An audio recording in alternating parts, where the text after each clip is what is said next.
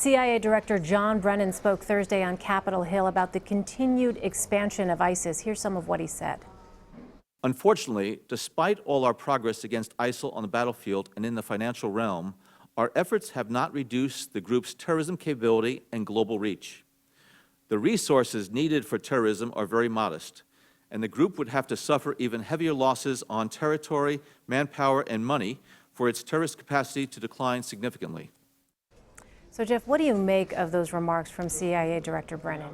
Well, that's the reality here. This is a tough fight for the administration and for intelligence and law enforcement agencies, and they are fighting this threat on two fronts, not only on the battlefield in Syria and Iraq, but also here with this idea that people are being inspired by ISIS propaganda. So what you heard there is a blunt assessment, if you will, of the problem that is faced right now. Even though the administration is touting some gains on the battlefield, this threat still exists.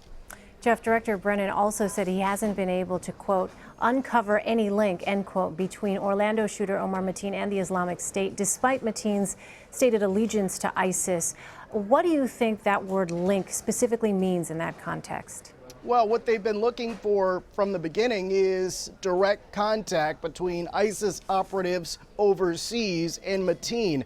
And they're just not finding that right now. And the road that we're going down in terms of all of the evidence that's been gathered so far that we are aware of, it doesn't appear that they're going to get to that point. It doesn't appear that they're going to make that link at this point.